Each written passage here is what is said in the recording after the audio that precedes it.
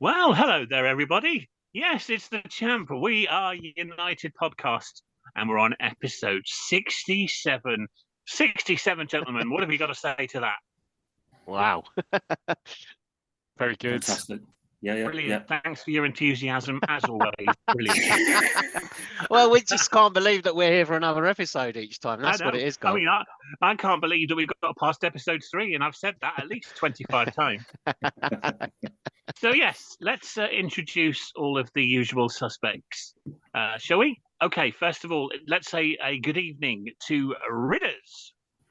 Good evening, everyone. Returning Ridders tonight. After missing the last pod, the brilliant interview with Barry, which was, as a listener, guys, I was a listener last time out, and it was really good. I loved it. So well done to you all. It was a very enjoyable podcast. So Cheers, I wanted to say that on this pod. It was great. That was well worth 10 quid. Yeah. But I'll be putting on that in the social media feedback as well, of course. And of course, this is our first proper episode since sort of early mid-December. It's so long ago, isn't it?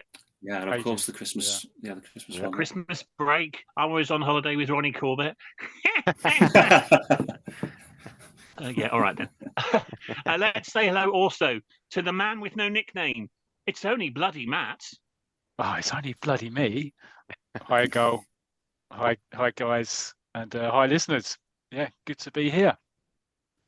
You're very welcome. And last but not least, it's Gull. Good evening, everybody. Oh, all right then. All right then. His shiny bunts of no hair shining through the Zoom call. It's only. I've missed this.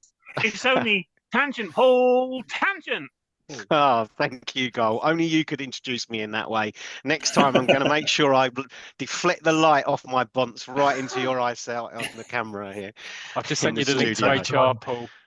Blinding the bloody sun, I can tell you, listeners. I mean, I've got to wear glasses just to look at him, and that's nothing to do with the brightness of his bunts. It's his knowledge. So they're the introductions, and I'm Gull as well, of course. Well, I don't mean as well. I don't mean there's two of us. What am I talking about? Anyway, let's go through the running order, shall we? Yes, go for it. Excellent. So first of all, we'll have the running order. After the always a classic. Yeah, and then it's over to Paul. No, it's not. It's over to Matt. I've got Paul on the brain now. It's over to Matt for the social media feedback. And then after that, it's over to Ridders. What are you doing tonight, Ridders? On the retro review tonight, we're looking at Football Picture Story Monthly number 10, which is called The Challenge. Bit of a classic, really, from that first original batch of 10. So we're going to start to look at that, which will be probably over a couple of parts. But number 10, The Challenge tonight. Brilliant. Yeah, early days, number 10. I mean, that was very early days for a Picture Story Monthly, wasn't it, Ridders? Oh, yeah, back in the day, 1986. So, yes. I think there's the golden age. It's the heyday of the Football Picture Story Monthlies for me. Yeah, very true. Oh, there's a section there of debate, I think. Exactly. And then going back to the running order, it's over to Matt. Matt, what are you doing? Well, I'm going to be doing a section, and we've got a new name for this section. It's called "This Is Your Comic Life." So we're going to be going. Right, Matt. You thought you were here to do a section. Yeah, all right. Sounded more like bloody Eamon Holmes than Eamon Andrew. Yeah, it did actually. So we've gone through stories. We did Tubby Morton, and other Skid Solo. We did Skid Solo. Yeah. We'll probably do some others. We'll probably do some others from other comics as well, not just Roy the Rovers and Tiger. But anyway, tonight I'm going to be doing Duncan McKay or McKay. McKay, tomato, the debate goes on. Who cares? But we're not going to call the whole thing off, listeners, so don't worry about that. Very good. Yeah, if you know how to pronounce his name for me today. If you know how to pronounce his surname correctly, please write in on a postcard and then throw it away. So looking forward to that. So yeah, this is your comic life, a great name for a section. Well played. And then what's it on to after that? Oh, it's only God, Shiny Bond, the tangent, the man that goes on forever. Call him what you like. I know I do behind his back. It's only tangent Paul section. What are you doing again? I don't know about that. It's not always behind my back, is it? It's more often to my face, Cole. You should hear what he said behind your back. Yeah. With a face like that, no bloody wonder. We're back on the European glory trail with Danefield United and Johnny Dexter, the hard man, as they continue the story of their epic European Cup campaign in 1981-82 season. But I've been told I use 1,000 words where one will do, so we'll move on. Thanks, Cole. Christ, if you did one word, it would be a bloody miracle. I know. It stripped us all into silence. I thought you might say something. That's all what of the section. What's that? Go on, carry on. What did you say? Okay. And then it's just a preview of upcoming things. And of course, we've got the special coming next, episode 68, Skew and Tomlinson. Wow. Brilliant. More of Yes. that later. And then, of course, the social media addresses and the goodbyes. And then, yeah, that's it. How does that sound? Brilliant. Sounds great. Amazing. And also, when it's Ridder's Retro Review, who is going to be doing the theme tune tonight? He's building this up so much. I'm really believing Frankie Carson's coming back for a special guest appearance. Do you know that? Frankie Carson. Yeah. Is he your Frank best mate Carson. or something? Frankie Carson. Wow. After all those cracking answers, of course, we got like house on fire, didn't we? There we go. There we go. Carson, excuse? Champion United podcast. Here's a 10. Turkey. Okay, let's start because we're going to be here all night otherwise. And I, for one, don't want to be. So let's start off with the social media feedback, shall we, Matt? It's over to Yes. you. Take it away. Please, Thank for the you. love of God, take it away. Okay. Take you away. Right. Yes. So last episode was the fantastic episode when we interviewed legendary Barry Tomlinson. Such a joy to do that episode. And so we feedback on the Facebook site, so the Royal Rovers Comic 40 Years On Facebook site. We've got some really good feedback. George Prince actually messaged in. He listens from the US. He listens to the podcast. He was up. Hi, George. I don't know what time it is over there, but I don't know why I said that because we're recording now. So when You've downloaded it when you're awake. What a stupid Whatever thing to time say. you listen to it, you fuck. Anyway, he's up to episode 17. I wonder what 17 was. I can't remember. Anyway, so he's got a while. So it'll be a while before he even listens to this anyway. I could be dead by then. Oh, that'd be awful.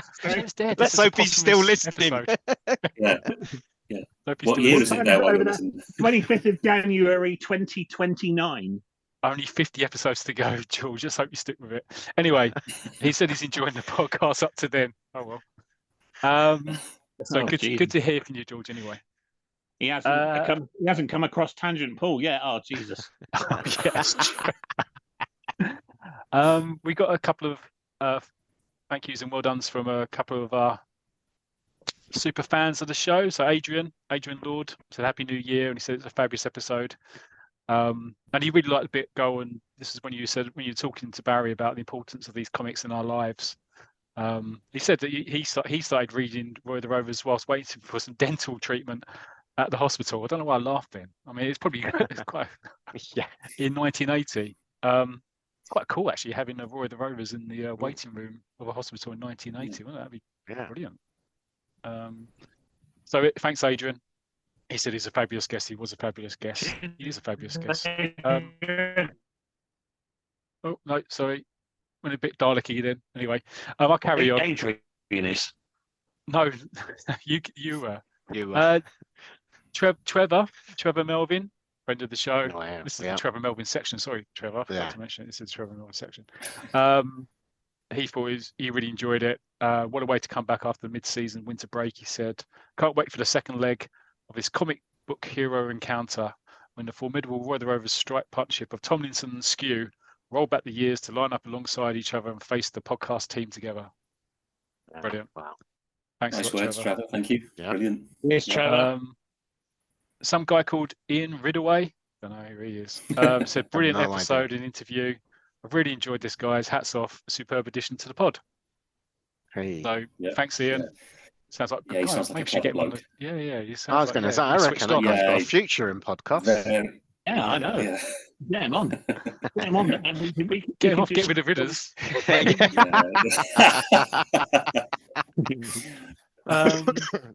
Jeff Tiley. I think that's how you pronounce your name. Well, it's definitely Jeff anyway. Tiley, definitely. I think it's It might Tiley. not how you pronounce his name, but clearly how you just tried to pronounce it. Thank you. So he was really enjoying the podcast. He said, "Can you ask Barry next about Johnny Cougar?" He said it was one of his favourite stories from back in Day and Tiger. So yeah, we may well do that, and we may do a section on Johnny Cougar as well in a future episode. Just quickly as well, one of the first characters, non-footballing characters, to appear in the Royal Rovers weekly comic, Johnny Cougar. Yeah, well, thanks for taking that section away from my feature in a few weeks' time. Cheers, Paul. Thank you. No, you're absolutely right. That's what I'm here for. Stealing your thunder. Gold Teamwork, steals thank mine. you. I've got to take it Teamwork out on makes the dream someone. work. But you're right, he did. They did. Yeah. In 85, 86, I think. About that, yeah. So yeah, I know. Interesting fact. So that was really good stuff. Also, Jim, so there's been lots of posts on the Facebook site, as there always is. Jim Clear was one of the guys who's recently posted on there about, because he was Call of the Week once, and there's been a few people that are Call of the Week, Reader of the Week and stuff like that. He was Call of the Week, and he's mentioned, he's been listening to the podcast and he's really enjoying the podcast. So thanks a lot, Jim. And then moving on to Twitter, our friend Primary Industries Librarian said, lovely episode, chaps. Great questions and chat with Barry. Enjoyed hearing the stories from the seminal years of soccer comics. And no goal, that's not an opening for you to bring out another Roy emptying his sack reference. Sorry, tangent. You knew you were going to be laughing at that, and you did, Paul. So I'm that predictable.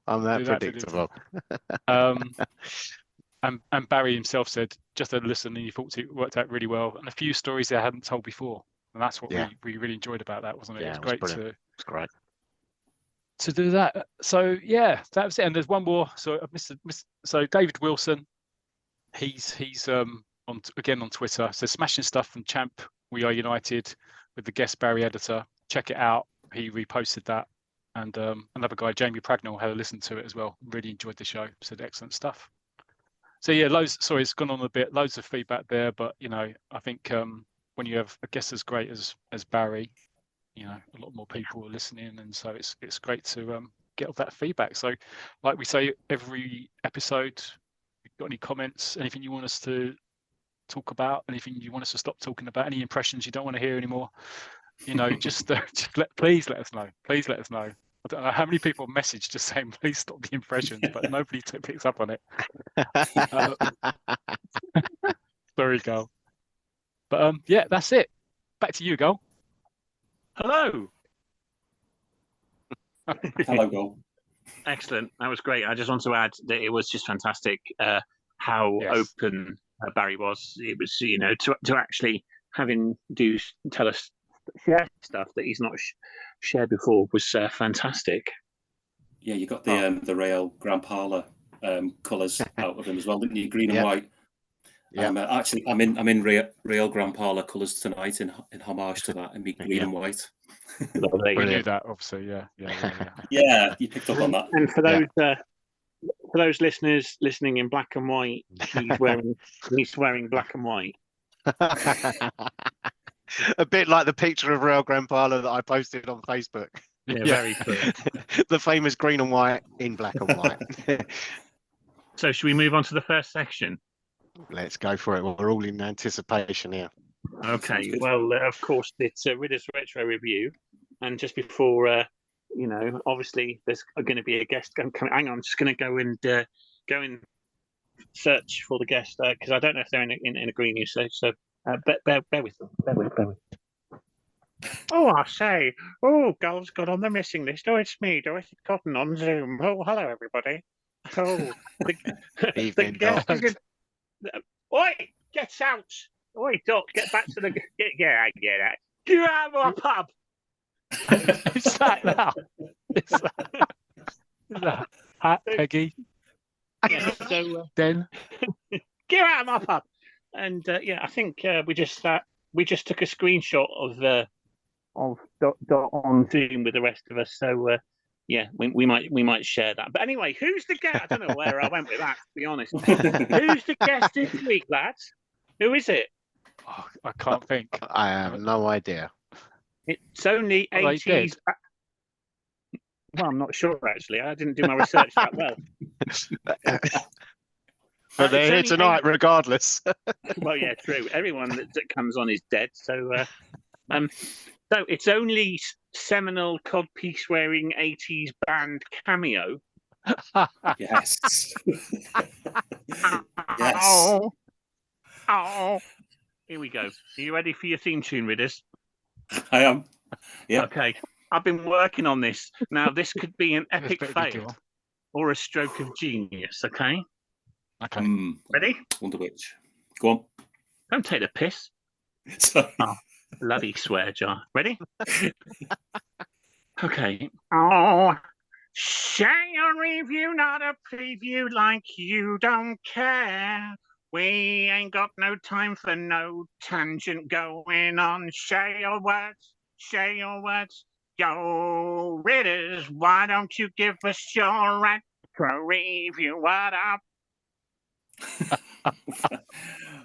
Fantastic. Wow. Brilliant. I'm Great to hear that he listens to the pod as well, having a go at me. And thank you for wearing the codpiece as well. You know, it really added something to that performance. Yeah. Wish you'd worn something else. I wasn't happy to knock my glasses off in the studio, though, but you know, you have to live with some things. You got a bit Do you excited. want to hear the codpiece? Do you want to hear the codpiece? Go on. You ready? Go on. Ow. Solid. Solid as a. Yeah, okay. Let's set Yeah. the blank. Right. Oh, very good. Go, Ridders. Fantastic. Thanks, Larry Blackman. Yeah, that's great. Well, Yeah, cheers. brilliant. Yeah. You realise I've been writing that for over a month. You could tell. You really could tell. It was fantastic. And thanks to the guys from Cameo as well for coming in. That was brilliant. Yeah. Yeah, and that codpiece is certainly bright red. Right. So, we're looking at Picture Story Monthly number 10, the challenge on this pod, and future pods too. I think it's generally, as we said before, one of the classics amongst those early first 10 up to 20, 30. You know, very popular comic books on forums, and when you're talking to other people. Yeah, absolute classic. And I think it just goes straight from the cover. Quite a striking cover, full colour. Yeah. And it's QPR Watford, isn't it? Yeah. I mean, it's basically that, but full colour. I'd be tempted to say it looks like Mike White again. That sort of artwork. But certainly a very striking cover to go into. And so we should dig in because there's plenty on this one. So page 1, it's got quite a bit to take in as well. So the first 7 words on the introduction are the year 2000 and Football Super League. So, as a kid in 1986, a football daft kid, you hear those words and you're like, well, you're going to read on, aren't you? The year 2000 and a Football Super League. So it's an immediate hook. So, yeah, brilliant. And the opening description. In the year 2000. Pulp stuck in there at the last minute. Brilliant. All right, Jarvis. So our opening description hooks us even further. So it goes on to explain that the Super League is being dominated by one team, and in block capitals, it's London United. On the first page, just the opening panel, full page, we see London United scoring their 4th goal as one supporter turns to another. They're both sort of celebrating and talking to each other. One saying that they've won the Super League now for the 3rd time in a row, and the other one saying that they've now gone 50 games without defeat. So it's really setting the scene quite well. It's maybe worth noting as well, on a very busy first page, that we noticed that the 2 supporters' names are Billy Preston and Sam Cooke. I spotted that. So, yeah. So, anyone with a sort of interest in music, your ears sort of perk up at those names. Billy And Preston, he played. Percy Sledge on the subs bench. Yeah. Jackie Wilson, manager. Yeah. Look about. He's on fire tonight, isn't he? Where's that mute button? Oh, God. It's there somewhere. Press that mute button. No, Ridders, you thought this was going to be a 3-parter. I've got news for you. It's going to be a 10-parter. Yeah, it is, isn't it? Yeah. Sorry, I'll calm down now. I'm sorry. So what have we got? So I think Billy Preston was a keyboard player, played with the Beatles, and obviously Sam Cooke. I think a change is going to come and bring it on home to me. Yeah, absolute classic. So maybe the writer or someone was paying homage to a couple of his musical heroes there. Right, page 1 out the way. So next episode we'll do page 2. Look and learn, Tangent. Look and learn. We are feeling the influence of Tangent here, aren't we? So the next couple of pages, basically we see Billy Preston, the supporter. He's at home and he's talking to his dad about London United. He's obviously very happy, but his dad calls the Super League, to quote him, one big turn-off. It's so uncompetitive. And Billy sort of responds that his dad, a guy called Mike, who had once been a football manager, he was just jealous because a guy called Robert Murdwell has built such a strong club called London United. Robert Murdwell? Yeah. Come yes. on. Yes, multi-millionaire Robert Murdwell. Might be a media magnate, he might not be. Yeah. It's obviously, what do you call it, an amalgamation of 2 individuals. Potentially, yeah. Yeah. We could dig into them, but I think that's a whole different podcast. Anyway, so Billy retires to his room, and we learn that in his eyes, through what he's thinking, his dad had kind of been a bit of a failure of football management, even though he really wanted him to succeed. And that evening, on the next panel, we see Murdwell is throwing like a celebration dinner, and but we hear him saying, to quote him, "Football players, racing cars, they're all commodities. They make money if you know how to use them," while he's holding a giant cigar. So he's kind of coming across as a fairly unlikable, arrogant kind of person. I'm not even going to say anything. I'm just going to put 50p in the swear jar now. It does begin with W. Yeah. So he's bragging at this party, very arrogant. But while he's doing all this, Edgar Hislop, a reporter from the Football Globe, so he challenges Murdwell, accusing him of destroying football just to make some money. And sort of the very crafty Murdwell sort of responds with pound signs in his eyes. You can imagine that if anyone can raise a team to beat London United, he would agree to sell off some of his star players to make the league competitive again. And whereas you don't see London United's manager, I could just imagine him watching that at home, with his eyes widening. You're going to sell off? You're going to sell off? What? What's going on here? So obviously, this challenge, it makes headline news, and it's in all the newspapers that Murdwell's going to go and do this. Who can beat my team? And we see Mike Preston. He's reading the papers, and he's sort of having a light bulb moment. He sort of sees this as maybe a chance to get back into football, maybe to rise to this challenge, to try to beat this, this obviously dominant London United.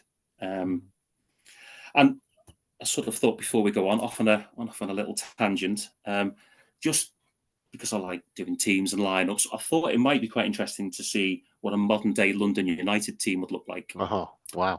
Just to see how it would be. So using the EA Sports player database that my son showed me how to use. It's not just the goals of Cefe. He's going into management exactly. as well. Yeah, he knows what he's doing. So he pulled up all the best overall rated players playing for the Premier League London teams. Right. So just to quickly go through it. So today's London United. So hold on a second. So you're saying there's no Millwall players in? Just break it to me now. No, I'm maybe sorry, on the bench. They maybe in the reserves. Carry on, Matt. I'm so sorry. No. So our London United would look like Aaron Ramsdale in goal. Number one. Reece James, Thiago Silva, Saliba, and Chilwell. You'll like where this is going, Paul. Yeah. The midfield is Odegaard, Partey, and Declan Rice, and a forward line of Son and Kunku and Bukayo Saka. Wow. You know, those last things sound like fruit. And again, excuse me, sir. Do you have any of these three fruits in your shop? Go on, Ridis. The forward, so it's Heung-min Son, Christopher Nkunku, and Bukayo Saka. Yeah, I want an Nkunku, please. All that pound. So you can see the idea, and players like Jesus, Martinelli, Højbjerg, Maddison, and Paulina on the bench would be a fairly strong London United team. Anyway, I enjoyed doing that actually. So we see Mike Preston, he gets this idea. So he answers Merdwell's challenge. So because it's 1986, he writes a letter, uses a pen, everything, and it lands a pen and a piece of paper. No. Yeah, and it lands on the desk of Merdwell, and he replies to Mike's letter in quite a rude manner. Really, he says that, quote, "Only serious challenges will be considered," and that, quote, "We can't have every has-been manager in the country applying." Now, I don't know. I'm starting to think Merdwell could be the villain of the piece. You know, it's like, I can hear the booing. I quite like him. Do you know what? I thought it was Goal that was going to say that. I thought this was going to be some sort of romance. It's not going to be a romance. I thought it was going to be a romance. It's not, is it? No, I don't think it is. It's not a Mills and Boone, mate. This is a football feature story monthly. So Mike's not taking that lying down. So he finds out the next day that Merdwell is going to be guest of honour at the opening of a new car plant. So just as Merdwell is doing the "I declare this open," Mike jumps out of the crowd and he grabs the microphone. And over the microphone and loudspeaker, he sort of reveals to the gathered crowd and reporters that Merdwell's challenge isn't open to everyone. I think he says something like it's not open to the little people like he is, and that he's been overlooked for the challenge. So not open to ecstasy then. No, they could have a go, but no. And kind of Merdwell sort of responds in a typical way, sort of says, "Well, if you want to make an idiot of yourself, I'll accept." And so there's a bit of a back and two with them on stage. We learn there's a bit of history between the two of them. And sort of Mike Preston's confirming that Merdwell has done some injustice to him in the past, because Mike wouldn't sell one of his players to Merdwell. It's sort of in their past.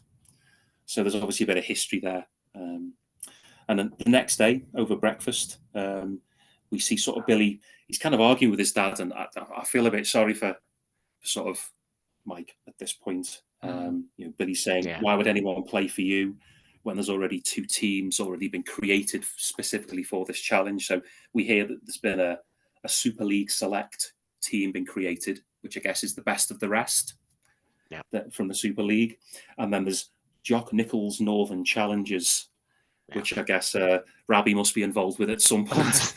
Jock Nichols Northern Challengers. Yeah, potentially. I think Rabbi's involved. Yeah. So So yeah, so we sort of, I don't know, I feel a bit sorry for Mike there. He's having to sort of swallow some pride there while hearing that from his son. But you know, Mike's defending himself, and he's saying he's not interested in big stars. This is not going to be some glittering team.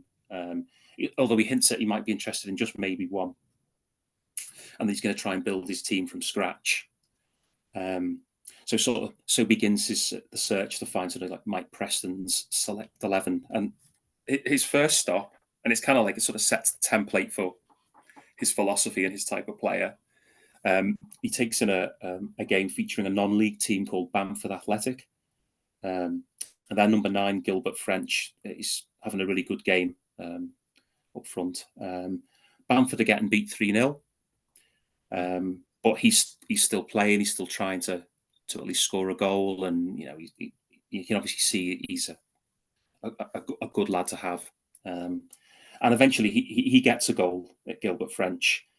Just through sort of application and desire. And Mike Preston says, you know, he's my kind of player. He sort of looks a bit like the Duncan Fraser type. He looks like short, skinhead. He looks like a tough guy. And he comes across as quite humble. Mike tells him he wants him for his team, and Gilbert agrees to sort of become his first player. Next on the list, sort of Mike's watching a game. And there's a nippy little footballer called Ronnie Sanderton, who sort of, despite me sort of running his socks off, having no support, trying really hard, he's actually getting booed by his own fans at Harris Athletic.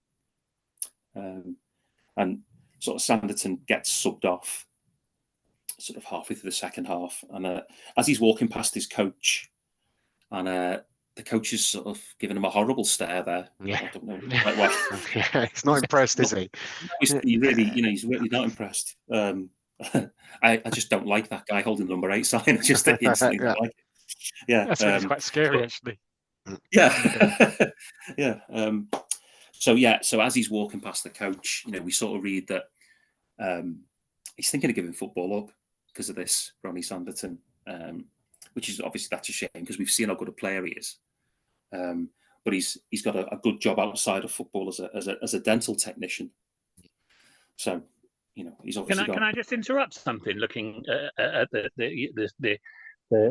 screen, because listeners can't see that we can see the screen of the actual football pitch story monthly. It's just amazing, isn't it, when you look at the artwork and you know, to me, it's animated as opposed to just being a drawing.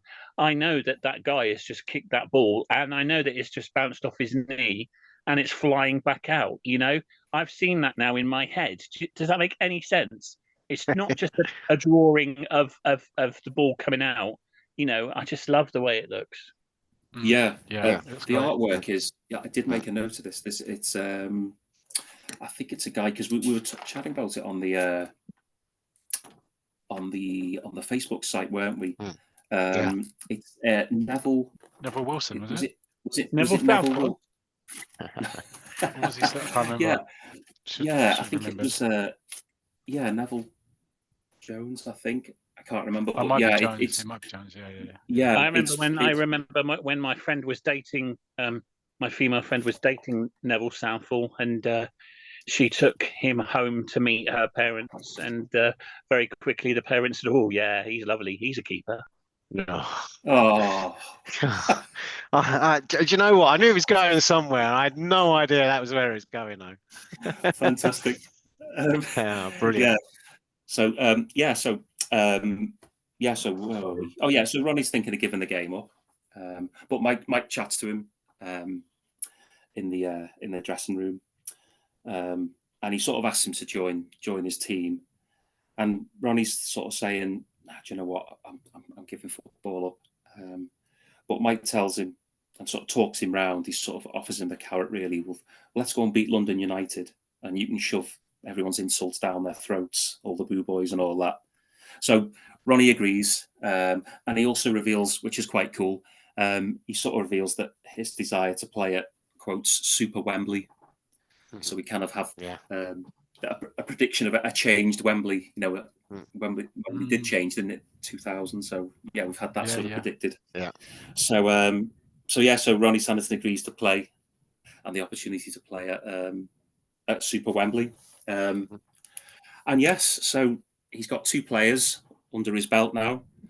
And in the next part of our review of the challenge, we'll find out how he recruits the rest of the team, and what sort of players he gets and where he gets them from. Brilliant. So yeah. Yeah. So there we go. I was just going to say, as you said there, Ridders, I remember and that opening panel as well about, as a youngster, taken to year 2000, which in 1986 seemed light years away. But it is interesting, and I love what you did with the FIFA, because being a Londoner myself, when I saw London United, I have always wondered if, all the London clubs, I can't even remember how many there are. If they all combined, I mean, surely it should just be a juggernaut that would be virtually unstoppable, right? If the whole of London just had one football team, I mean, how big would that stadium have to be? So I remember when I first read that opening panel, like you said, my eyes just lit up and I was like, wow. But then it was also that the other thing was, shows you why you're against the Super League. Like they said, 50 games unbeaten, 4 or 5 years champions, so it was just a fantastic first page that made you think about all those things about football. And of course, it's kind of died down a little bit again now, but we've recently had that UEFA ruling, haven't we, or the ruling in the court, which says that in actual fact what UEFA and FIFA did was against the rules or against the law, and so a potential Super League of whatever could actually happen. So it could be, and it hasn't been killed off yet, has it? No, it hasn't. It's still there, but like you say, great first page. I say it just sucks you right in, doesn't it? It's the I year think 2000. probably one of the best opening couple of pages up there in the top 5 of all of the Picture Story monthlies, because like you guys have said, it just like, wow, what? What Super League? Yeah, exactly. What? Totally good. And it was Neville Jones. I just found it in my notes. So, and he does draw quite a few of those opening. I think Who Rules Villa, just to go off on a slight tangent. That's Neville Jones as well. So I love it, Ridders. I love how you're lining up the next Ridders retro review every week, every episode. Just sowing seeds. Just sowing seeds. Brilliant, love it. Yeah. Excellent. I really enjoyed that. Nicely sets up for the next part, though, Ridders. Excellent. Well done. Really enjoyed that. Thank you. So, is it now time for the next section? What do you say? I think Cameo have already left, and I think they took the stairs because obviously they can't take the lift because level 42 is still stuck on level 2 and all of that. It's not still going down. Hey? What was that? What was that? I was going to ask, is Stott still going down and keeping them, in teas and coffees? Because she's been brilliant like that, hasn't she? I'm up and down these bloody stairs like there's no tomorrow. I say, Dorothy Cotton. First band I ever saw live, Cameo. I thought you were going to say Dorothy Cotton for a second. No, she was second. She was the second. She did a country and western duo with Ethel.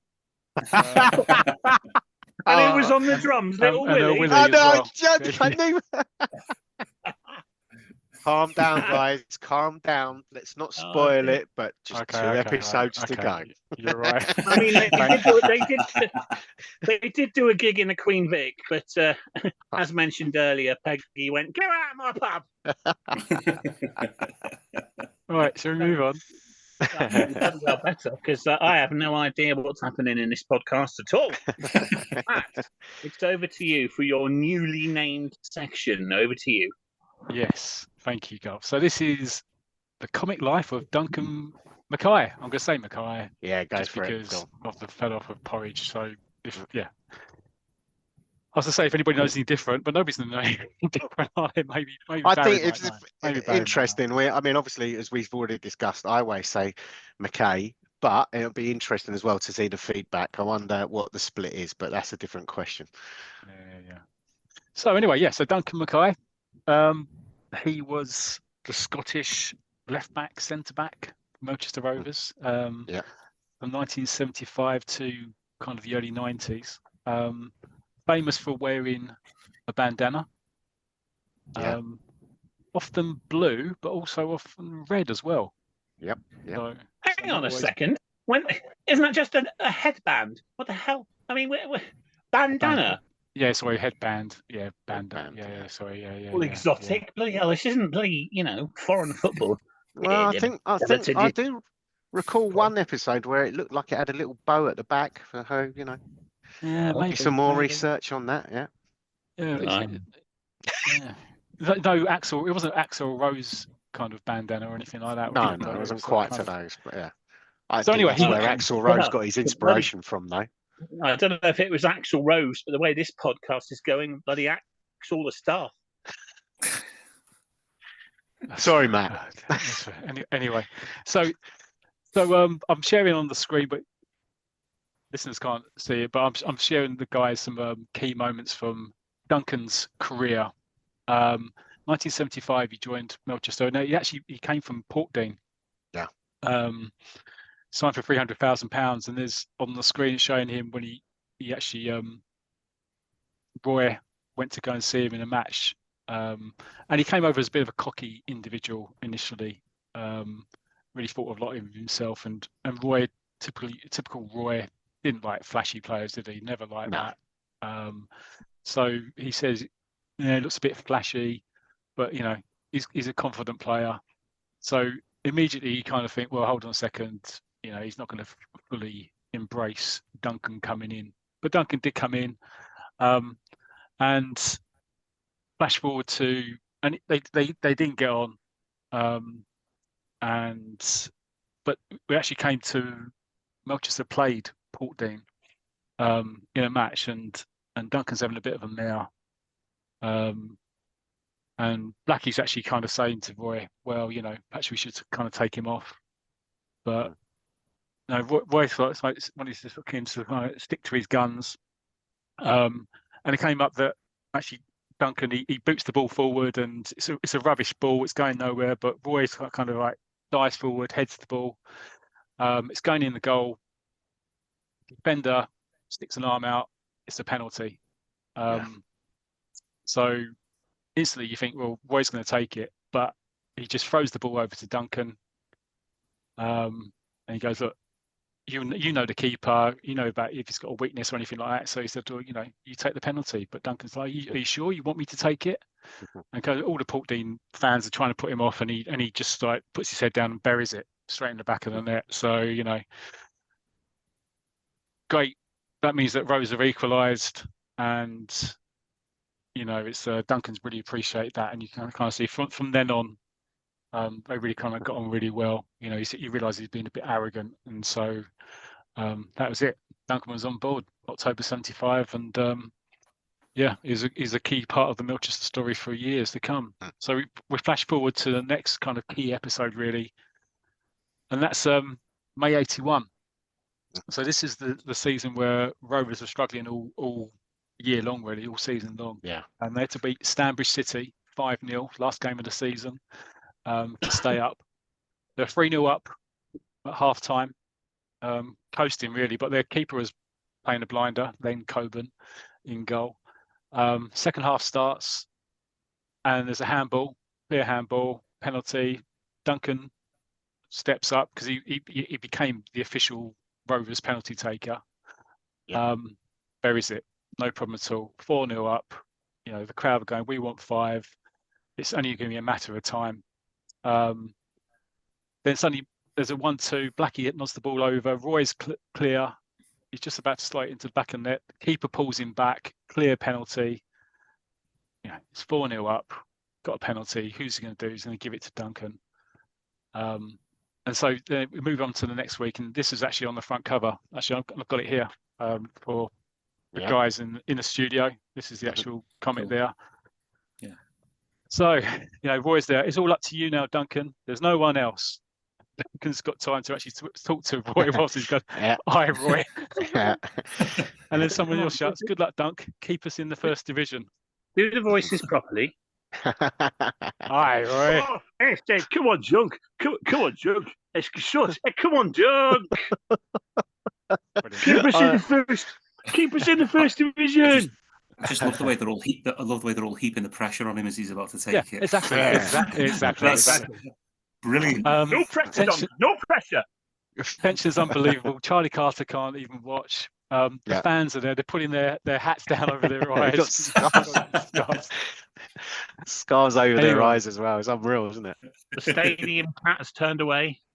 He hits it cleanly with his right foot. Keeper gets a hand to it, pushes it onto the post. Rebound. Who's coming up? Bit Guthrie. He can't miss. It's an open goal. But what happens? Yeah. Stabs it wide, misses it. Oh no! All time. Rovers are relegated. Now, looking at the picture, you guys, you can see the picture. You're looking at that.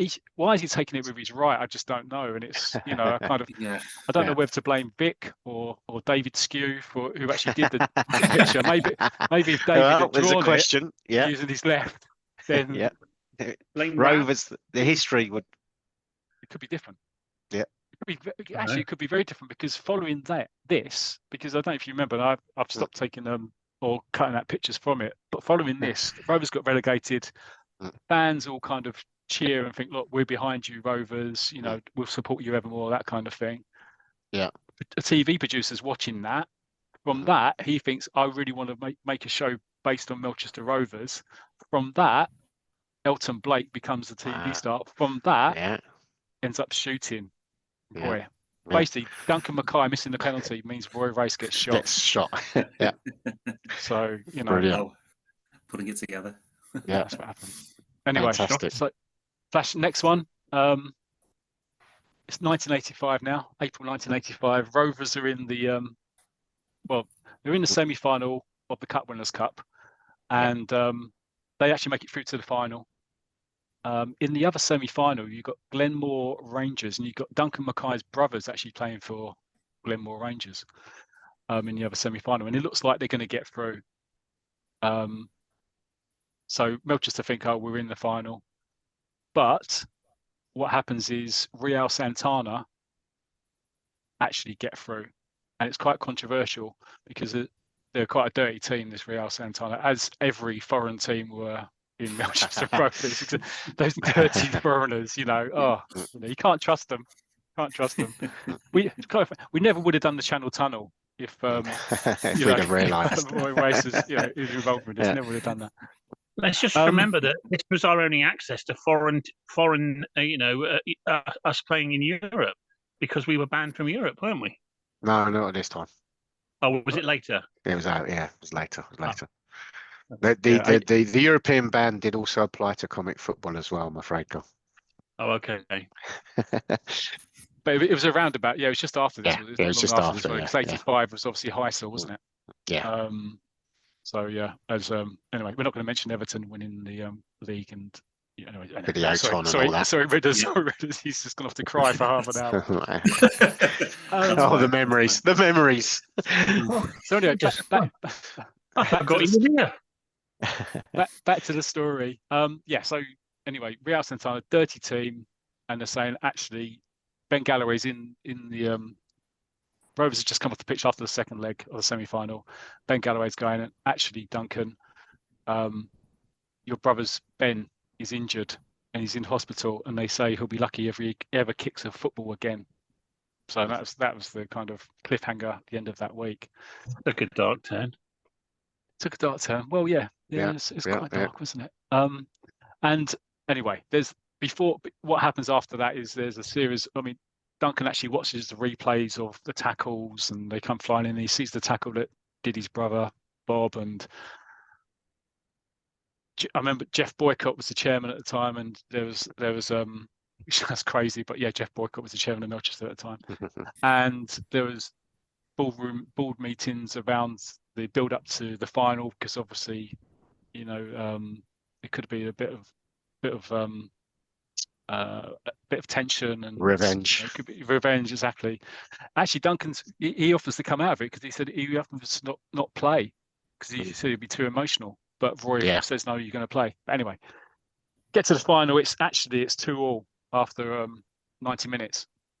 So now we're moving into extra time, and I've got some pictures on the screen showing the guys here. And ball goes into the first period of extra time, and there's a challenge on Duncan, and it's a penalty. Yeah. So here we go. It's a similar routine to before. Roy puts the ball on the spot, and he goes, "Here, come on, Duncan. If it's a revenge you want, this is the way to get it. Put your name on that cup, lad. You know, revenge for your brother and everything like that. You know, it's just what you want, isn't it? More pressure. Well done. Thanks, Roy." What happens? No pressure. And then, No pressure now on me, boss. he's now running up to the ball. Somebody shouts in the crowd, "Go on, Duncan. Remember Glenmore." And then somebody else shouts, "Remember your brother." What happens? Yep. He misses it, slashes it past the post. And It's then a the clean next strike, though, isn't it? But it's definitely wide. He hit it well. It's still going. Yeah, It's still going. Yeah, exactly. And then afterwards it Bloody goes. hell. "Oh, Sorry to interrupt there, but tangent, you went all Alan Hansen there. Yeah. Fantastic. It was a clean strike, wasn't it? very good, very good." And then after, so Duncan comes up to Blackie and Roy and goes, "Oh, I'm sorry, lads. I tried too hard." And Roy has You a cheek actually go. just go, "Oh." He does. Oh. And Roy has the audacity to say, "Don't worry, in the crazy atmosphere of this game, I'm not surprised. Forget it. But never mind the fact that he'd put all the pressure on him in the first place, saying, 'Go on, take it for your brother. Go on, put it in for Bob.'" Unbelievable. So what happens then? Well, it actually does go to penalties. And who steps up to take the first one? Duncan McKay. Tomato. Smash. He takes the first one. 1-0 to Melchester. No problem at all. And actually ends up Blackie Gray slots in the winning pen, and the Cup Winners' Cup is Melchester's. Yeah. Nice. Brilliant. Next, we flash forward. So you remember, say, it took a bit of a dark turn. Well, this is probably the darkest turn ever. So and Duncan was a key part of this. Yeah. We have July 1986. Baz ran. Good for time. And so we've got a picture here, and this is the aftermath of the explosion. I tell you, the bomber's blown his bandana off as well. It's a really strong blast, you can tell, can't it? Yeah. Not only were 8 people killed, but he lost his bandana as well.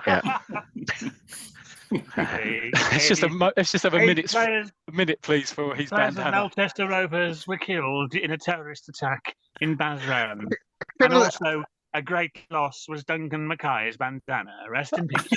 Only this podcast could deal with the Basranian incident in this way. Do you know that? In all seriousness, it's still traumatic. We've touched upon this so many times in previous episodes, haven't we? But I go back to that moment of walking into that newsagent and seeing the cover of My Hero's Dead, covered in blood.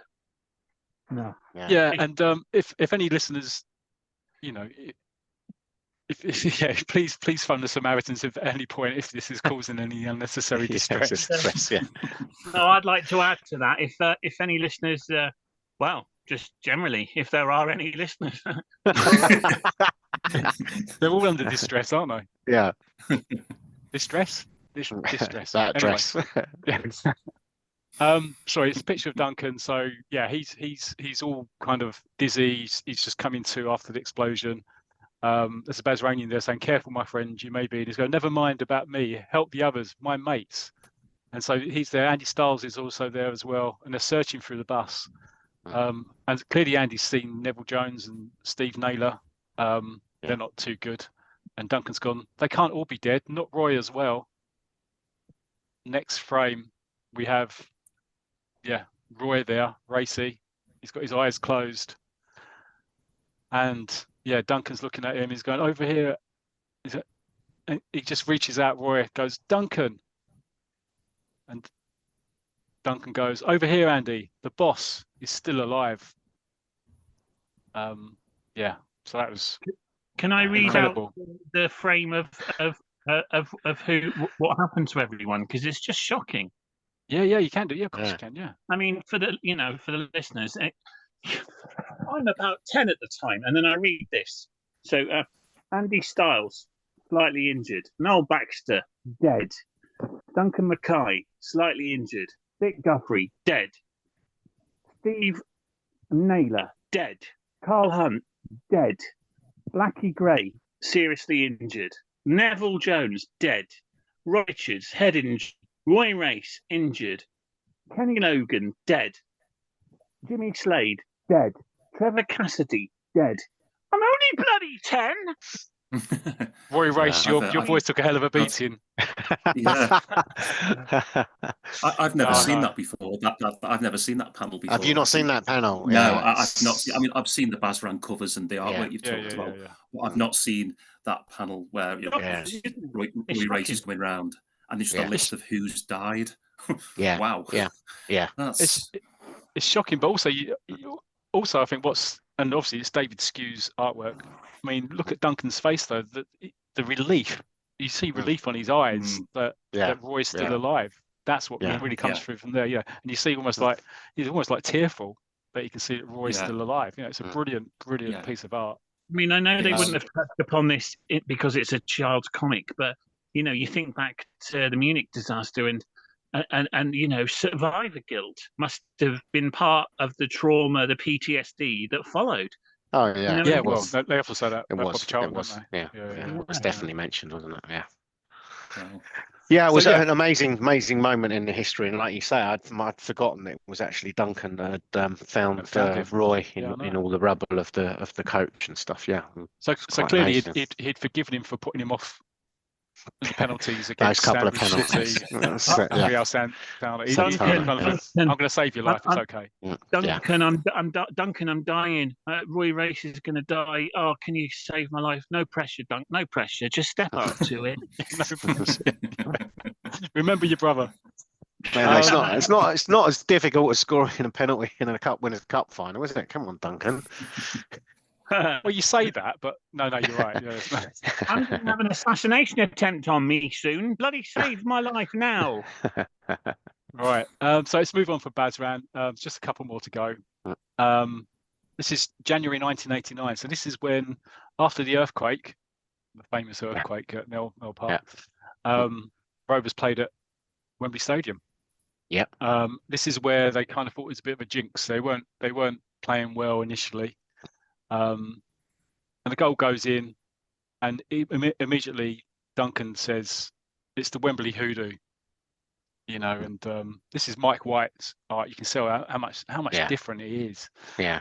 And yeah, Roy's he's fed up with this because the hoodoo was really kind of playing on their mind. So he subs Duncan off, and he takes his shirt off. That's the big no, chucks his shirt away, looking quite ripped actually. And strong defender. And somebody's got naughty. That's no way to treat a Melchester shirt. So anyway, the Melchester shirt, like the American ground, should not touch the ground. Like the American flag, sorry, should not touch the ground. Yeah, exactly. What are you talking about, Tangent? I'm just nodding green. Duncan's not happy about that, so he storms into Roy's office, and he wants to have a transfer. He said, "They'll put me on the transfer list." And Roy storms out, "Yes, you can have a transfer." What happened a few weeks later? They kind of made up about it, and they all got on. But you can kind of tell that it's getting towards the end of his career now. And he kind of faded away really in the early 90s. I mean, there wasn't many other pieces in the actual main story. Oh, it's gone now. Where's it gone? What was I going to do? Yeah. So there's a couple other bits from the annual. There's a 1978 Roy the Rovers annual. So there's a couple of bits when they're playing the Australian girls team. And then there's another one in the 1990 annual actually, where he was quite a key part of it. But again, he was kind of coming towards the end of his career. So yeah, so that was it really. That was Duncan McKay's story, and it's interesting when you look back how many, you know, this is what they did with like the non-key members of stories, right, which is Roy, Blackie.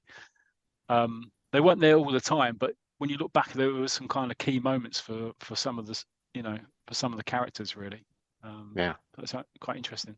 Well, he did actually come back into the fray many years later after the Roy the Rovers Weekly magazine finished, and we had the Come back as a coach. yeah, we had the Royal Rovers monthly magazine, and we went through the period of Blackie Gray as manager, which we won't go on to, 'cause it's shrouded in a bit of mystery, that one, and potential alleged match fixing, I believe. And grey area. yeah, it's a very grey area, and Blackie then loses the job, and Sorry. yeah, That's the best joke you've ever said, Guy. I'll tell you That's what, the I'm best gonna, joke ever. yeah, that went over the edge. You know what? Well done. That I just even get. And anyway, Mervyn Wallace became manager, and Duncan McKay was the coach, and they signed McKay. Sorry. Duncan McKay was then made first team coach, and there was a bit of a story arc which we touched upon because one of Ridder's retro reviews in the Football Picture Story Monthly, and I forget that character's name, but Melchester signed the Brazilian superstar Malandro, and Duncan actually kind of built a relationship with him and helped him settle and really seem to understand, and got him playing well for the Rovers. Oh, wow. So. Sorry, go all. What's it there? No, I did know there was an additional piece that really he turned up later on. Yeah. So it's good to kind of finish it off. Yeah, exactly. Yeah, so that's it. Goal. That was Duncan McKay's comic life. Yeah, Melchester legend. Your comic life. That was good. That Matt, enjoyed that. I also enjoyed looking through the Roy stories all in full colour. Yeah, you lucky guys with your football comics in full colour. Yeah, I don't think Champ, Picture Story Monthlies, they were always in black and white. I never saw going back to Rivers and United. Got a shoehorn medal somewhere. It's a shame, isn't it? But yeah, they were never drawn in full colour. But those Roy, especially the David Skew artwork in full colour, beautiful. Yeah, lovely artwork. Yeah, fantastic. It's amazing actually, Riz. I never really thought about it until you've said that. It's just, you're right, not just Champ Football Picture Story Monthly, but Victor as well. Although the covers would be in colour, none of the stories were actually in colour until the very end of Victor, I believe, in the late run of it. But all the way through, the 70s and 80s, all the stories were black and white. Whereas both Royal Rovers and Tiger always, didn't they? They had one major story in the 70s and 80s which would be colour. So obviously Royal Rovers in Royal Rovers would be colour. The other stories were black and white, and then again in later years the whole comic did become colour. Right, yeah. I mean, we got to see the covers of Picture Story Monthly, they were in colour. And Champ were in some colour. Yeah, the covers were, but not full colour. No, you're right. Yeah. But shame. Wow, fantastic. Thank you for that, Matt. Really enjoyed that. Yeah, cheers, Matt. You're welcome. Okay, so next would be Tangent Paul, but going to mix up the running order. So we've got a little bit of a break from just sections. I'm going to suggest we talk about what's upcoming, and also I'm going to set you a quiz question. I know we've not done the Master Champ Challenge, so whilst you're talking about what's coming up, here is your question, and I want an answer by the end of this section. Okay? Nothing to do with football. Nothing to do with football, but we haven't done a Master Champ Challenge for a while. Are you ready? Yeah, go on. What is the highest number between 1, including 1, and 1 million, including 1 million, that doesn't have an N in it? N for November. So, have a think about it, and let's talk about what's coming up soon. Why is that funny? If this was a classroom, I'd be raising my hand to say, "Sorry, sir, can you repeat the question?" Just for you, Ridders. Do you want me to repeat the question? Please, could you write it on the board as well? I didn't want you to say the question in the first place. This has got to end up being because that's the run of some comic that he knows about, or an edition of Doctor Who's. It's got to be Exeter City, isn't it? Or Torquay United. There's a Torquay United. It's got to be. You know what? For the first time in 67 episodes, I just thought I'd break up the sections and do something different. And you just fucking... Oh, sorry. That's a quid. That's a quid for the quiz. That's definitely broke it up. I Yeah. apologise to any listeners of a sensitive disposition, but as I always say when I accidentally swear like that, piss off. Right. So yeah, Go on, go on then. Give me that again. Let me concentrate. I'll focus. Okay. What is the highest number between 1, including 1, and 1 million, including 1 million, that doesn't have an N in it? I think I've The got it. highest number. Yeah. So take your guess Right. now. First of all, Okay. Ridders, what's your guess? I'm coming to Paul last because he thinks he's got it. Ridders, take a guess Me and my now. big mouth. Me and my big mouth. What's it? Exeter City. It's a cracker. No nickname, Matt. What's your guess? 12. So you think 12's the highest number? Well, you asked me the question. I gave that the answer. I gave the answer. I know, 12. and I'm just clarifying So your answer. I think the answer is 12. That's what usually happens. Well, when you ask your a answer. So question. far we've got Exeter City and we've got 12. Tangent Paul, what's your answer? 88.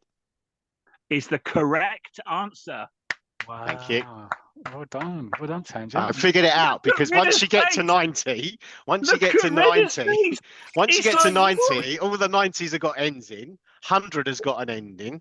1,000 has got an ending. So once you're past All right, Carol Balderman. 88, 89, it's got an end in it. So yeah, I figured it out. All right, pissing Carol Genius. Vorderman. Trust me, I've never got one of those countdown things right ever. Blimey. That's your greatest moment there, Tangent. And I mean, It is. Do you know what? Looking at Ridder's face, I mean, you've given him the answer, and Ridder still doesn't get it. Can I just say, having had one of the worst ever Master Champ challenges, I do feel. Yourself. Yeah. No, I'd have been here till the next Christmas special working that out.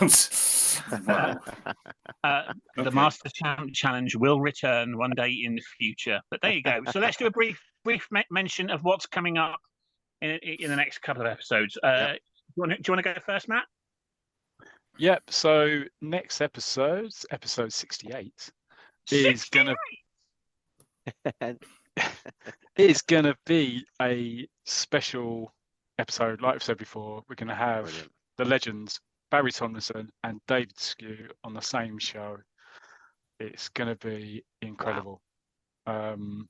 So yeah, we're very excited about that. So that hopefully should be in a couple of weeks' time.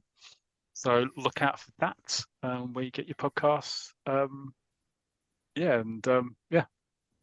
Who's next? Who's gonna? We've got loads of other stuff. I mean, I've got other stuff planned, but Paul, what stuff are you? Well, I was just going to mention because I hadn't mentioned, but obviously a bit like myself on the Facebook group, but we've mentioned a gentleman, Neil Berrigan, who's a good contributor on both the Royal Rovers page and the We Are United Football Picture Story monthly page. I've been in touch with Neil, and he's agreed to come on, and I know he's sort of looking at his comic collection, so that'll be another guest we'll be having coming on in future episodes. I'm looking forward to that as well. Excellent. After that, episode 69. Oh, what's this now? Yes, no. Can't wait, can he? He just cannot wait. Ridders will be doing the next part of his section, Won't he? Yeah, that'll be part 2 of the challenge.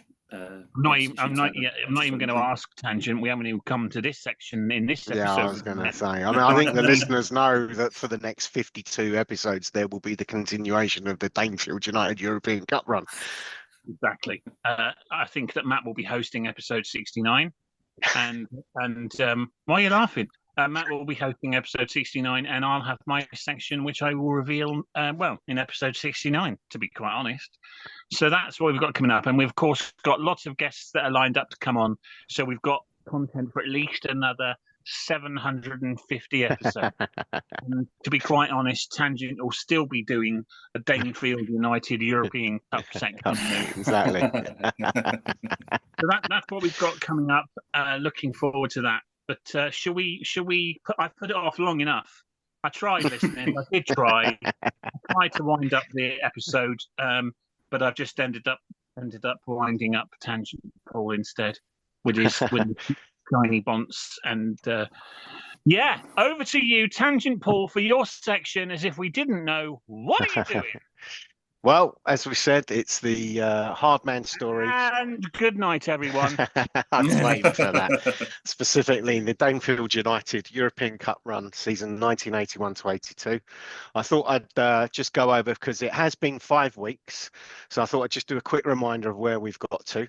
If you remember, in part 1, we saw Victor I'm going to go and have Boskovic. a lie down. And that's why this section's quite popular, Goal. Anyway, so in part 1, we saw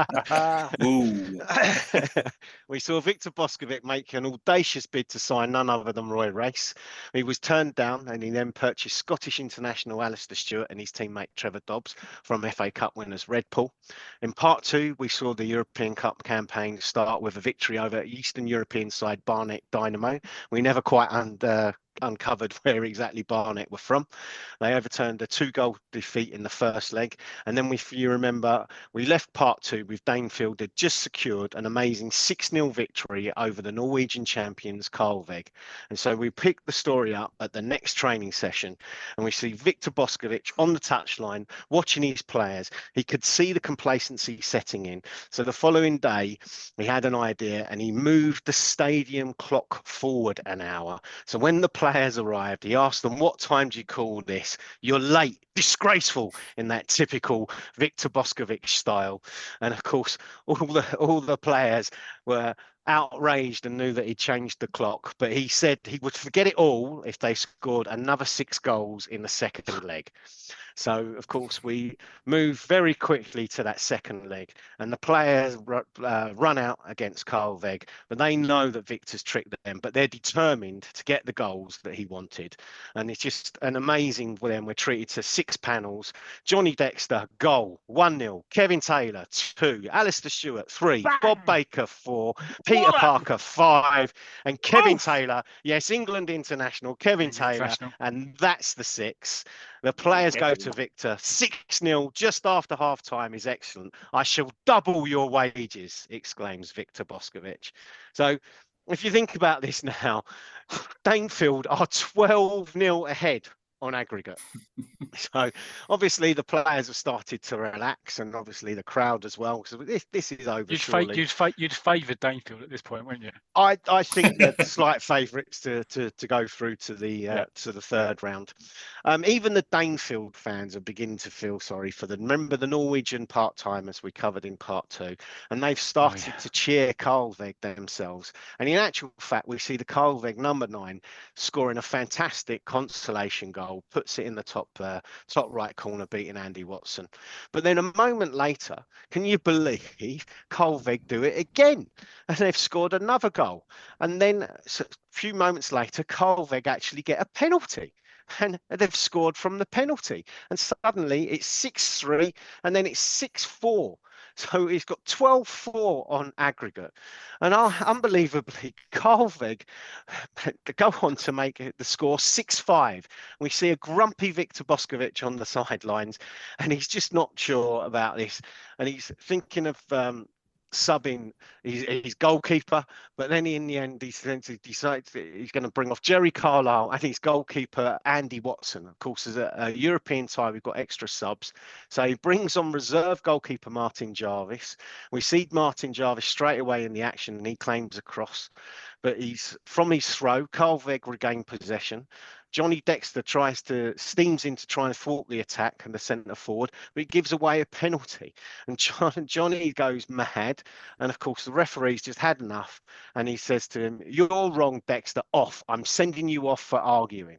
So another penalty, and Karlveg score to make it 6-all on the night. Can you believe this? So it's 12-6, it's 6-all on the night. There's 15 minutes remaining. And of course, Danefield have now got to navigate this match with just 10 men, because obviously their captain has been sent off. And then moments later, before completing the kickoff, We see Eric Burnside, who was one of the new signings this season.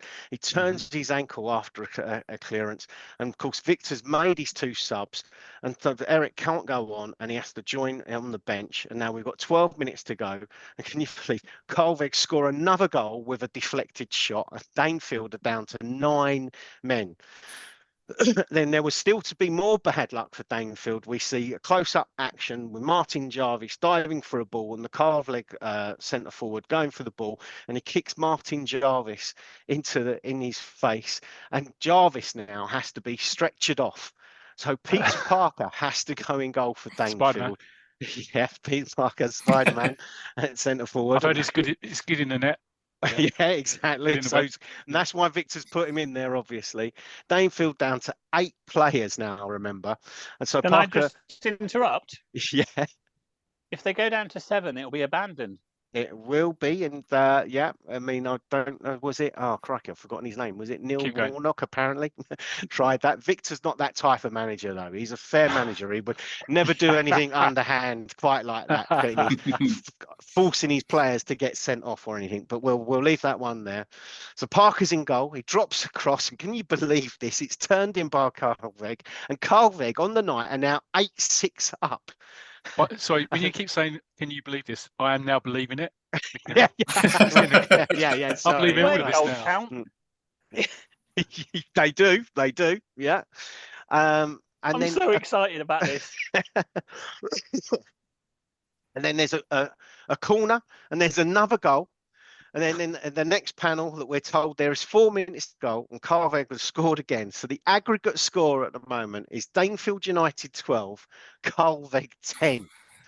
We see again Victor Boskovic on the touchline. He's completely lost it, the manager. He's on his hands and knees, and he's got both his hands, and he's begging his players, attack full. Team, attack! It is your only chance. He's pleading with them on the touchline. I'm getting bloody emotional here, mate. Karlveg, though, are throwing everything at Danefield. What seemed like the most unlikely of victories is potentially within their grasp. And even the Karlveg keeper is on the halfway line. But Alistair Stewart has dropped so far back, he's on his own going line, but he manages to smash a clearance upfield. In a classic comic moment, Stewart gets to his own clearance. Can you believe this? He clears from the goal line, runs ahead of all the players, gets to his own clearance ahead of the Karlveg keeper, and then smashes it from the halfway line into the net. And it's a goal for Danefield, and it looks like finally they've managed to secure victory. Shortly after that final whistle goes. So if we try and take a moment to catch our breath and remember the first leg score of Karlveg 0, Danefield United 6, and a second leg score of Danefield United 7, Karlveg 10. So an aggregate score of 13-10 to Danefield United. And I do in the grandstand video printer now. It will burn up. Yeah. Would have to be typed in those letters if you remember whenever it was a high score in brackets, they had to actually type the score just in case anybody thought it was a typo. Yeah. And I do apologise to this listener, and on the Facebook group he did actually mention this game and said that this was the moment where he kind of lost faith a little bit with the story, and he found this leg completely stupid. I mean, I as you say, I have no idea what he's talking about. A 17-goal second leg European Cup tie. I mean, what's crazy and ridiculous about that? And of course, Victor's really not happy about that. And when the players come into training, they find out that there's no training, and they're ushered into a room, and Victor has mocked out a courtroom. And it's the Victor Boskovic Court of Inquiry. And he's invited members of the press, if you don't mind.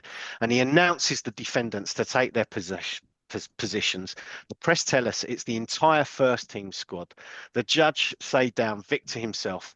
Court is in session. You all stand accused of giving away a 6-0 lead. How do you plead? The first team squad stand as one and reply guilty.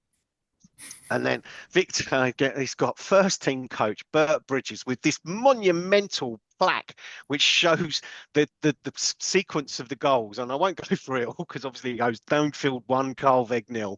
And this big list of goals, and Victor says, observe how the score changed. This is the main prosecution evidence. And he then brings video evidence as well. 2 penalties given away, the midfield ineffective, the defence too slow to prevent the massacre. Then Johnny Dexter sent off for arguing with the referee. What a performance by the man chosen by me to be skipper of Danefield United. And then we see Victor in the judges thing, and he's got his gavel out, and with his left hand he's pounding on the desk, and with his right hand the gavel he's beating down, and he exclaims, I find you all guilty as judge and jury of this inquiry. I find that you have no defence on the football field nor the courtroom, therefore shall call no defence. Guilty, guilty, guilty. And we see there, it's just there. That's it. And then we move to sentencing. And the first sentence is all the players are fined 3 weeks' wages. They're going to get extra training for a month. They're all dropped for the next league match. And this one, I think, is worse than all the rest. They're banned from reading Roy the Rovers for 2 weeks. And we actually see some of the players form tears at this last one. And then the last one, Johnny Dexter, you will write 1,000 times. Captains should set an example and not be sent off. Johnny Dexter is an idiot. Do you know That's what I absolutely- don't get? That's brilliant. Do you know what I don't get? They're banned from reading Roy the Rovers. I mean, if they'd just read that week's issue, they would have known the score. It's a good point, You know, Cole. I hadn't thought of that. I'm just sorry, Paul. I was just thinking. That's, Barry wrote this, right? yeah. I yeah, mean, brilliant. those long lunches, those long alcoholic lunches. This must have been one of the biggest lunches. That's what I'm saying. Yeah, Some of this stuff. definitely. And we have made mention of this, and Barry did. I think he mentioned it in the interview, and I hope I get this right because I keep getting it wrong. Doug Maxted was the artist, yeah.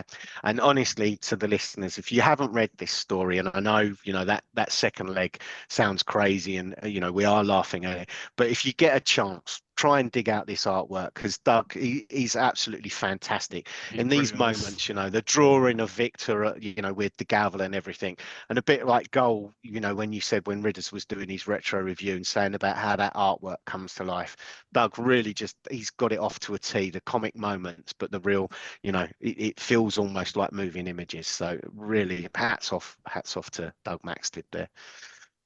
So, of course, that's the court of inquiry, and of course, time goes on, and so the players are training hard. And Johnny Dexter's doing his lines, and then, of course, we see the youngsters take to the next league matches against Holverton. And the youngsters start well, but Holverton start to slowly get on top and they take the lead. And it's 1-0 at half time. But however, Victor again showing he's amazing, almost as many voices as Goal. He's many different styles, Victor. Nah. And no, you can't compare. You're right there, Goal. But Victor shows that he's proud. He's proud of his young charges, although they're only 1-0 down. He thinks that they've done brilliantly. And in the second half, we see straight away, though, there's a young guy and he's ready to take the limelight. And it's Paul Kelly. He's going to make a name for himself. And the young Paul Kelly starts running at the Holverton defence. And then he does a quick 1-2 and he has a shot. And it's the equaliser from Kelly, can you believe? And then moments later, Kelly taps in. And can you believe the youngsters have pulled off an amazing 2-1 victory in the first division against Holverton Athletic. Absolutely fantastic. And as I say, Paul Kelly bagging a brace there. After the match, we see more madcap Victor antics. He's shouting down the cameras on the TV. But we move on to the Monday after the match. Johnny Dexter is asking his manager if things will return to normal. And Victor exclaims, Paul Kelly played an excellent game on Saturday. I want him in the team next Saturday as well. All the reserves played well, but Paul is the only one ready for regular first team action.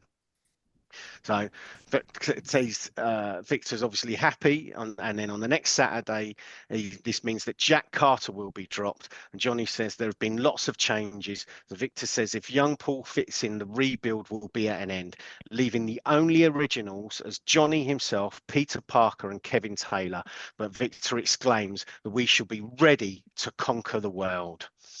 And as I keep on mentioning, it moves very fast in the comic world, and the draw for the next round of the European Cup is made, and Danefield will face Belgian champions FC Brugge, and we're told that they're a team that have not conceded a goal so far in the competition. And we actually get one of those weird moments. We don't necessarily see the names, but we get a full picture of the FC Brugge team, and their goalkeeper looks to be about 7 foot tall, and there's also this rather interesting other player who's quite rotund, shall we say. He's a good keeper. So we move to the first leg, and Paul Kelly's making his debut, and he's showing his class straight away, and he sets up Kevin Taylor with a clever back heel, but Taylor's shot is saved high by the Belgian keeper. But the Belgian keeper doesn't. Yes, England international Kevin Taylor. Yeah. And he does actually, in the panel, it does say first time shot from international Kevin Taylor. The goalkeeper makes it, look, he doesn't even jump. And he's claiming the ball just under the crossbar, and he hasn't even had to jump up for the Kevin Taylor shot. So I've lost my.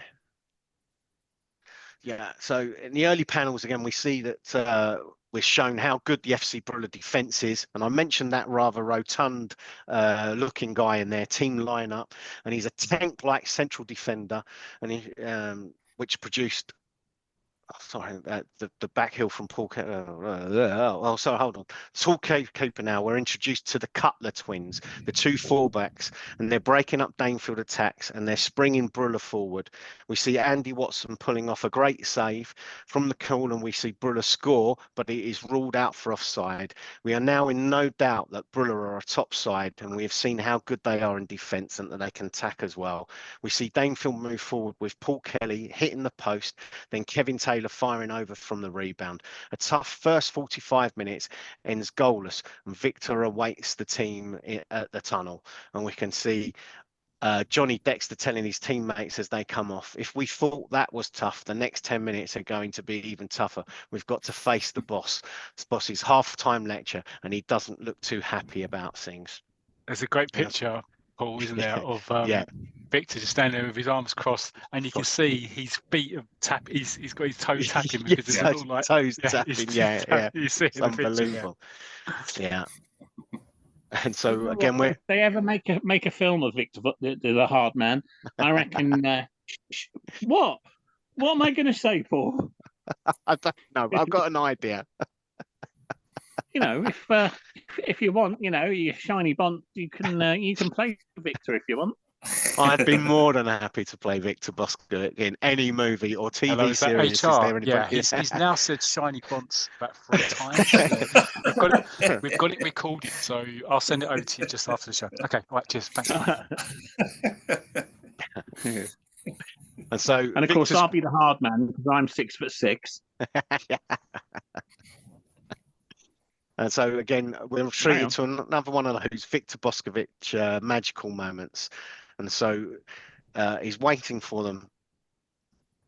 And he says in 45 minutes, not a single goal just because Brugge have a giant goal. You think that's an excuse. He asks his assistant, Bert Bridges, to pass to him.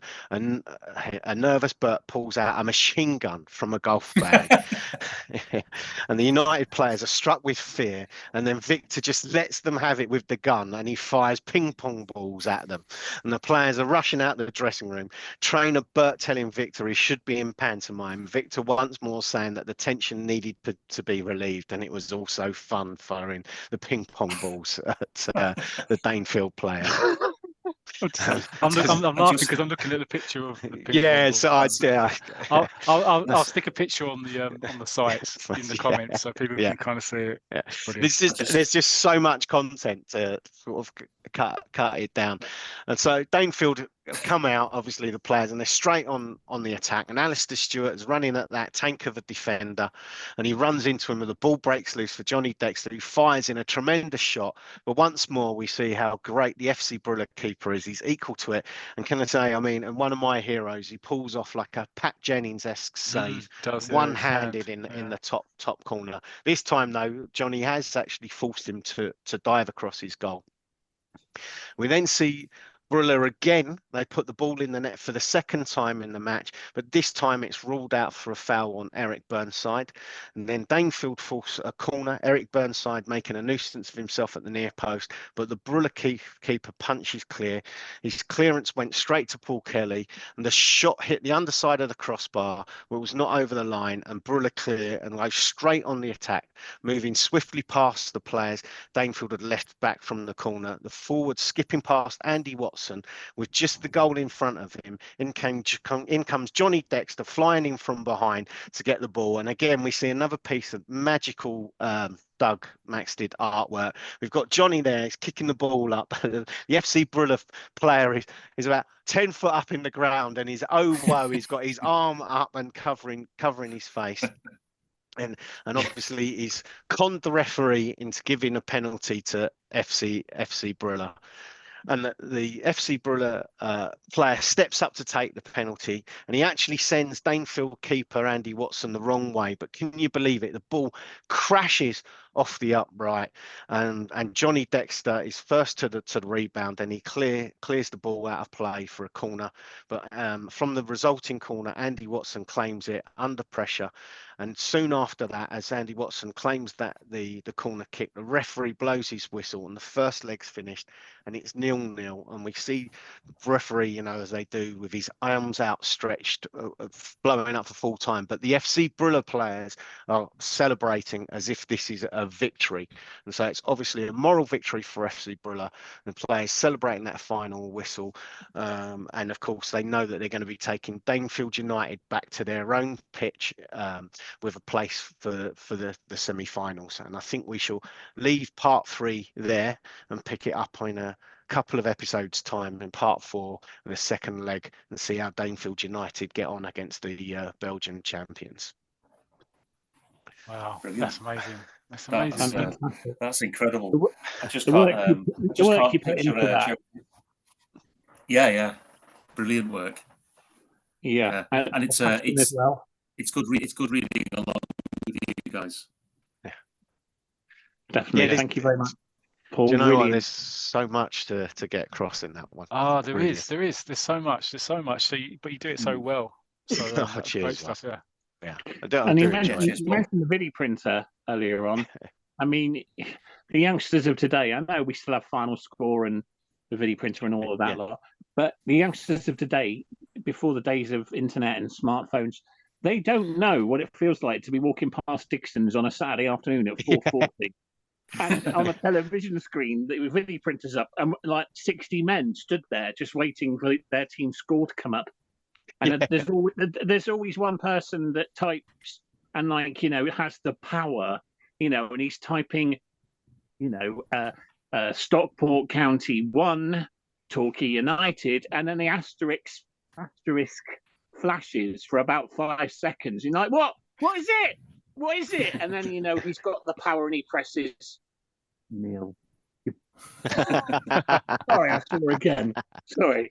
20 quid in a swear jar, but yeah. Yeah. You think they'd just have people as Neil, really, wouldn't you? Save the typing. I mean, it's just a default, isn't it? Really, just kind of. I forgot I was hosting then. I was waiting for someone else to talk. So, yeah, that's the sections for this week. Fantastic episode. I hope you all enjoyed it. We do appreciate all of your feedback and listening. And I know that we have a bit of a laugh and take the mickey but it's we enjoy this so much, and we all get on so well, apart from myself and Matt. Just kidding. I didn't know who to choose then. I'm so sorry. So yeah, thank you very much for your feedback as always. Talking of feedback, should we do the social media addresses? Matt, Yes, do you want to go first? Yeah, so I do the Facebook site. So there's the Roy of the Rovers 40 years after site. Lots of fantastic posts on there. There's a guy in there as well. I think you mentioned earlier is D Shirts, who's actually creating the 1981 Melchester Rovers shirts. So he's doing that, and lots of other great posts on there. So there's that one, and then there's the equally great Champ Picture Story monthly site, where again there's loads of great posts from Ridders and Paul Tangent here. as well. So yeah, if you're interested in coming along to those sites. Yeah, I don't know. And there's a guy called Baldy Man as well who posts on there as well. He posts some interesting stuff. So is that Voice of Reason Simo? It might well be. Yeah. He certainly has some insights onto the old Riverton United opposition. I'll give him that. Yeah, he's a great contributor to the podcast, and he's always going to be welcome back whenever he wants to come back. Funny, isn't it? All of the nicknames. You got Luscious Locks Ridders, and you got the Baldy Man, Voice of Reason Simo, and the man with no nickname who presses the mute button, Matt, and and of course Tangent Paul, Shiny Bonts Tangent, and of course my favourite nickname out of all of ours, Go. The one and only. We've got our own nicknames for you, but we just keep them off screen. Yeah, you press that mute button again, and your screen is going up and right up your bloody ass. So, back to the social media. Yeah, Tangent, over to you. Yep. So obviously, how this fabulous podcast started, and the Champ We Are United. Hours ago. Yeah, pro boards. So the address for that is champweareunited.proboards.com, and I think we've said this now. It's mainly as a reference site, but there's fantastic information on the Champ We Are United world, and of course I believe it was joined by the Royal Rovers guys as well. So there's really some great stuff on there. I recommend it to everybody if you get a chance. Go and have a look, and any questions, I'm sure you'll be able to dig out most of the answers on that website. Yeah, I mean, there's everything and anything and everything. Striker, 13th floor, Beano. Yeah. I mean, it's just put any interest that you have. If do join, put a search in your interest, and there'll be something there. Yeah, Scorer from the Mirror and all of those. Ridders, over to you. Yep. Ridders, wake up! What was we doing? Oh, it's the So, am I doing Twitter? Twitter. Oh yeah, well, yeah. So. Our handle on X, formerly known as Twitter, is. What are you doing? CB Radio. Our handle, rubber ducky. She in play school. Isn't that what it's? The old. Anyway, so our handle on Twitter. This is the smoothest bit. This bit in it. This is where I'm doing Twitter. Oh, wow. This is flying. This isn't it? The first 10 times you tried this, it didn't work. I mean, Jesus Christ, Ridders, you've only got a. Sorry. Yeah, this has been longer than my review. This. So our Twitter handle is @champ_ARE. So it's @champ_R spelled ARE, and that's where you'll find us on Twitter. Over to you guys. Wise right there. That was smooth, wasn't it? Professionalism all the way from Ridders there. Sorry. It's not written down. I've got no chance. It works so well in dress rehearsals as well. Yeah. Sorry. We have rehearsals. Why aren't I invited to these things? I think we know why. Yeah. Oh, we like you spontaneous, Gull. We like you spontaneous. Exactly. Yeah. Oh, Paul Daniels. Well, you wanted spontaneous. I'm just saying. We got it. Right. I don't want Paul Daniels though. And that's it. That's the episode. That's a wrap, as they say. I've enjoyed today. Thank you very much, gentlemen, for your time as always. I think it's only left really to say the goodbyes. So, Matt, you go first. Yeah, thanks, Skull. Yeah, really enjoyed today's show. Excellent stuff. Great hearing about Danefield's continued European Cup journey. And good to hear the challenge is great. It's a great story. So thanks, Ridders, for sharing that. Yeah, looking forward to the next one with Barry and David. Tangent. Yeah, obviously second that. I was going to say, the listeners, we've mentioned we love your feedback, but obviously you heard the first part of that new instalment from Matt there, Your Comic Life. We did Duncan McKay. Mackay. Even when I tried to say it right, I got it wrong. Please give us Mackay's mad at me. Remember it that way. I'll remember it that way. I was just going to say to listeners, please, on the social media, put in any characters that you have fond memories of, and we can do the research and we can do their comic life in future episodes. But yeah, another one in the bag. Really looking forward to the next one, but thoroughly enjoyed this one as well. So thanks very much, guys. Ridders? Yeah, really good show. Good sections, guys. Enjoyed listening to and participating in tonight. And yeah, and I'll be looking forward to look forward to the next one. I'll be back to being a listener, but yeah, should be great. And thanks for back for episode. You're back for episode 69, aren't you? Yeah, you're not with us for the special, so you'll be sort of missed. But yes, I will be at the next one. Yeah, we'll look forward to you being back. Yeah, I'll be back for 69. And that just remains for me to say thank you, as always. Thank you to Dorothy Cotton, who was her. Thank you to Cameo for doing the theme tune to Ridder's Retro Review. Oh, and thank you to Gull, who for me was pretty much the highlight of the episode. Agreed. I hope you enjoyed this episode, and we all look forward to David Skew and Barry Tomlinson, The Return. Good night, everybody. Take care.